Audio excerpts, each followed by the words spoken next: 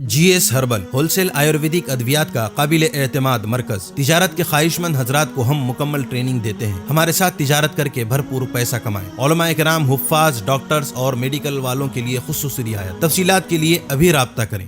Choco star اعلیٰ quality کے عمدہ لذیذ چاکلیٹس، علماء، حفاظ اور تجارت کرنے والوں کے لیے بہترین موقع۔ چوکو اسٹار اورنگ آباد۔ مزید تفصیلات کے لیے ابھی کال کریں۔ سنشائن ہربل مایوس شادی شدہ مردوں کے لیے جڑی بوٹیوں سے تیار کردہ اثردار دوا۔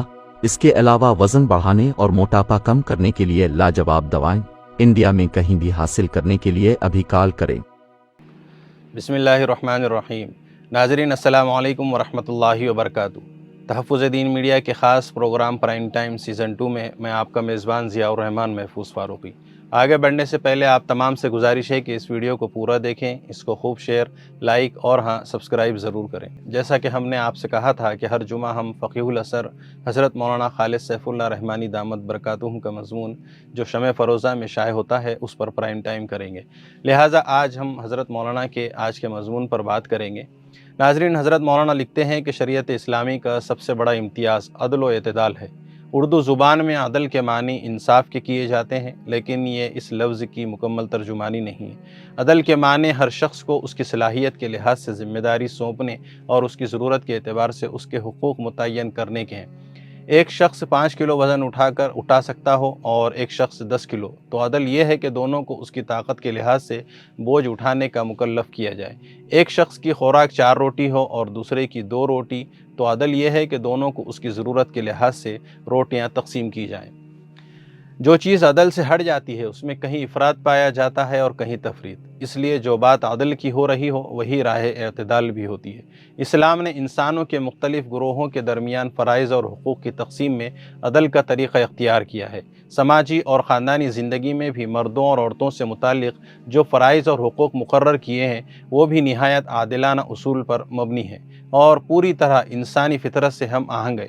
خدا نے اس کائنات کو مساوات اور برابری کے اصول پر نہ بنایا ہے نہ بسایا ہے، بلکہ فطرت نے صلاحیتوں اور ضرورتوں کے اعتبار سے اکثر مواقع پر تفاوت کو قائم رکھا ہے۔ انسان اگر اسے مٹانا چاہے تو یہ فطرت سے بغاوت ہوگی، اور فطرت سے بغاوت ہمیشہ نقصان ہی پہنچاتی ہے۔ دشمنوں کا تو کیا ذکر، افسوس کے بعض نادان دوستوں کا بھی یہی خیال ہے کہ مسلم پرسنل لاء اور اس کی حفاظت کے لیے قائم متحدہ پلیٹ فارم مسلم پرسنل لاء بورڈ مردوں کا طرفدار ہے اور اس کی ساری لڑائی مردوں کے حقوق کی حفاظت کے لیے ہے۔ یہ بالواسطہ طریقے پر خود اسلام اور قانون شریعت پر حملہ ہے، لیکن بہرحال حقیقت اس کے برخلاف ہے۔ اگر کچھ نہیں تو بورڈ کے مرتب کیے ہوئے مجموعہ قوانین اسلامی ہی کو وہ گہری نظر سے دیکھتے تو ان کو ہرگز یہ غلط فہمی نہیں ہوتی۔ مجموعے کی دفعہ 2 میں نکاح کو مرد و عورت کے درمیان شرعی اصولوں پر طے پانے والا معاہدہ قرار دیا گیا ہے۔ اسی طرح مرد و عورت کو اس معاہدے کا 2 فریق تسلیم کیا گیا ہے، نہ کہ مردوں کو مالک اور عورتوں کو ان کی ملکیت۔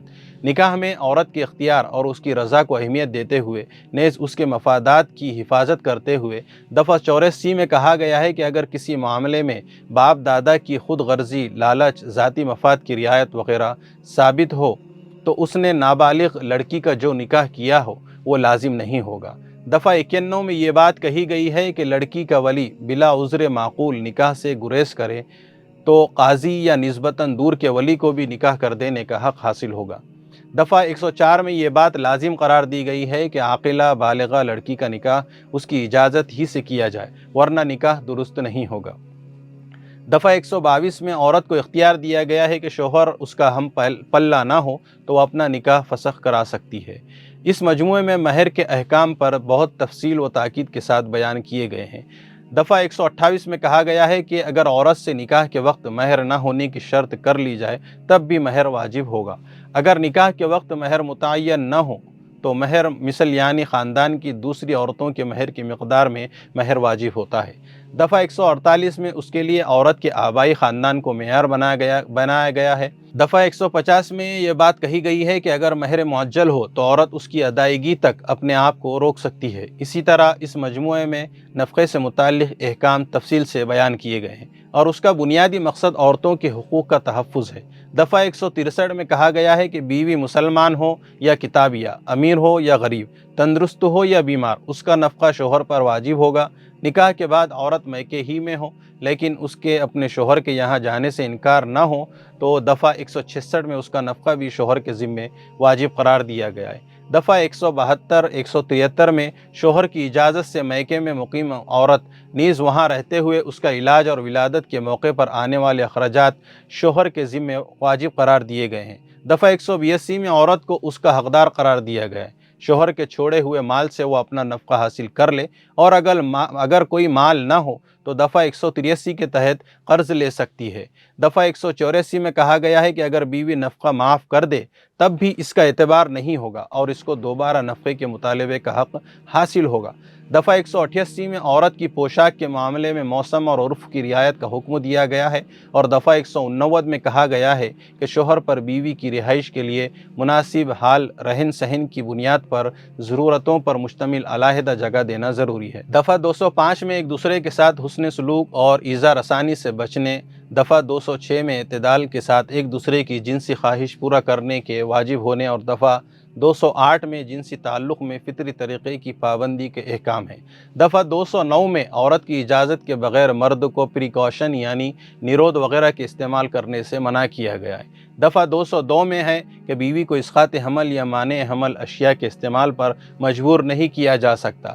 دفعہ 207 میں اس جانب اشارہ کیا گیا ہے کہ اگر بیوی کو شوہر سے خطرہ ہو تو شوہر اسے سفر میں ساتھ لے جانے پر مجبور نہیں کر سکتا۔ اگر ایک سے زائد بیویاں ہوں تو خوراک، رہائش، لباس اور شب پاشی میں ان کے درمیان برابری کا سلوک ضروری ہے۔ دفعہ 214، 215، 216 میں طلاق سے پہلے اصلاح حال کی تدابیر بتلائی گئی ہیں۔ دفعہ 217 میں بتایا گیا ہے کہ شوہر کے لیے کسی بھی حال میں بیوی کو اپنے گھر سے نکال دینا جائز نہیں۔ دفعہ 220 میں یہ بات کہی گئی ہے کہ لڑکی یا اس کے والدین یا اس کے اقارب سے مطالبہ کر کے نقد یا سامان لینا رشوت اور حرام ہے، اور اس کو واپس کرنا واجب ہے۔ اسی طرح اگر مطالبہ نہ ہو لیکن عرف و رواج میں لڑکے کو کچھ دینے کی رسم نے شرط نکاح کا درجہ حاصل کر لیا ہو تو دفعہ 221 میں اسے بھی رشوت اور ناجائز قرار دیا گیا ہے۔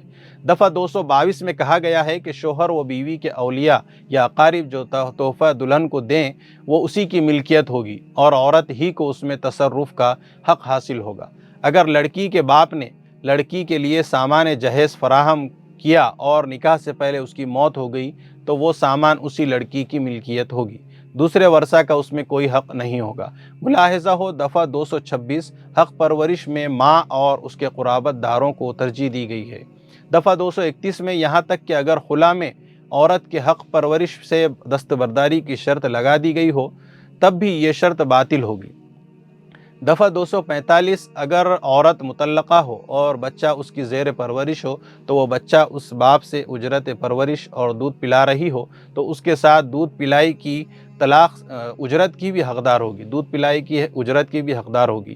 دفعہ 247 میں قانون طلاق کے چھٹے باب میں تفویض طلاق سے متعلق دفعات ہیں جس کے ذریعے عورت کو اپنے آپ پر طلاق واقع کرنے کا حق حاصل ہو جاتا ہے۔ خلا کا ایک مستقل باب 4 دفعات پر مشتمل ہے جس میں عورت کے لیے کوئی وجہ بتائے بغیر شوہر سے علیحدگی کی راہ بتائی گئی ہے۔ فسخ و تفریق کا باب دفعہ 322 تا 344 پر مشتمل ہے۔ ان دفعات میں ان عورتوں کی دشواری کا حل پیش کیا گیا ہے جو شوہر کی طرف سے ظلم یا حق تلفی کا شکار ہیں، خواہ یہ حق تلفی قصدن ہو یا عجز و مجبوری کے تحت، اور ان صورتوں میں فسخ نکاح کی گنجائش رکھی گئی ہے۔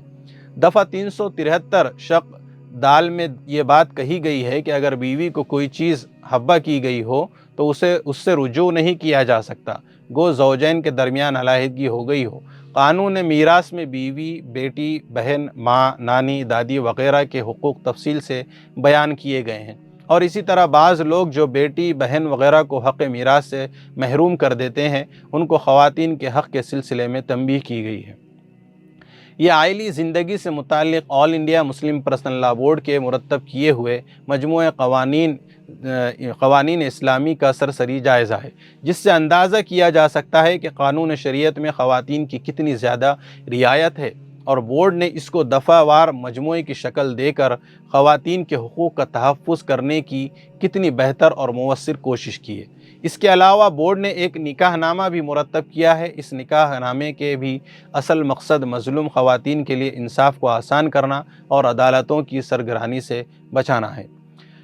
آج جس مغربی تہذیب کو عورت کا نجات دہندہ سمجھا جاتا ہے، اگر گہرائی کے ساتھ سوچا جائے تو اس نے عورت کی تذلیل میں کوئی کسر باقی نہیں رکھی ہے اور آزادی کے نام پر اس کو اس بات پر مجبور کر دیا ہے کہ وہ فرائض مادری کو بھی ادا کرے اور فریضہ پدری کا بھی کچھ حصہ اپنے ذمے لے لے۔ اسے بچے بھی پیدا کرنا ہے، اپنے بچوں کو دودھ پلانا اور اس کی پرورش کی ذمہ داری بھی انجام دینا ہے، امور خانہ داری سے بھی نمٹنا ہے اور ساتھ ہی ساتھ ملازمت بھی کرنی ہے اور کسب معاش میں بھی ہاتھ بٹانا ہے۔ پھر اس کی رسوائی کا سر و سامان اس طرح کیا گیا کہ ماچس کی ڈبیا سے لے کر زیورات، کپڑوں اور فلموں کے اشتہار تک ہر جگہ اس کے حسن کو بے حجاب اور غیرت و حیا کو بے لباس کیا جاتا ہے۔ کیا کوئی شریف انسان اپنی ماں، بہن یا بیٹی کو بے لباسی کی حالت میں دیکھنا گوارا کرے گا؟ پھر کیسا ظلم ہے ان جوان اور نوجوان لڑکیوں کے ساتھ جن سے ان کی غیرت سستے داموں میں خریدی کی جاتی ہے اور ان کی غربت و احتیاج کا فائدہ اٹھایا جاتا ہے۔ افسوس کہ ہمارے نام نہاد دانشوروں کو عورت کے ساتھ روا رکھا جانے والا یہ ستم نظر نہیں آتا۔ پھر بے حیائی کے عام ہونے اور مردانہ فرائض کا بوجھ عورتوں پر رکھ دینے کی وجہ سے خاندانی نظام بکھر رہا ہے، رشتے کھوکھلے ہوتے جا رہے ہیں اور عورت جب اپنی جسمانی کشش کھو دیتی ہے تو سماج میں ایک پرانے اور فرسودہ سامان کی طرح بے قیمت ہو جاتی ہے۔ اس پہلو کو یہ حضرات پیش نظر نہیں رکھتے۔ حقیقت یہ ہے کہ شریعت اسلامی تمام انسانی طبقات کے لیے سایہ رحمت ہے، کیونکہ وہ قانون فطرت سے ہم آہنگ ہے اور انسان کے لیے وہی قانون اور نظام زندگی مفید اور نافع ہو سکتا ہے جو اللہ تعالیٰ کی بنائی ہوئی فطرت سے مطابقت رکھتا ہو۔ اس سے منہ موڑنا اپنے لیے انجام کار بربادی کی دعوت دینا ہے۔ ناظرین، یہ تھا فقیہ العصر حضرت مولانا خالد سیف اللہ رحمانی دامت برکاتہم کا آج کا مضمون۔ انشاءاللہ کل کسی اہم موضوع کے ساتھ پھر آپ سے ملاقات ہوگی۔ اگر یہ ویڈیو پسند آئے اور اپنی رائے کوئی رکھنا چاہتا ہے تو ضرور کمنٹ باکس میں رکھیں۔ چلیے اب اجازت چاہتا ہوں، اپنا اور اپنوں کا خیال رکھیے۔ خدا حافظ۔ السلام علیکم ورحمۃ اللہ وبرکاتہ۔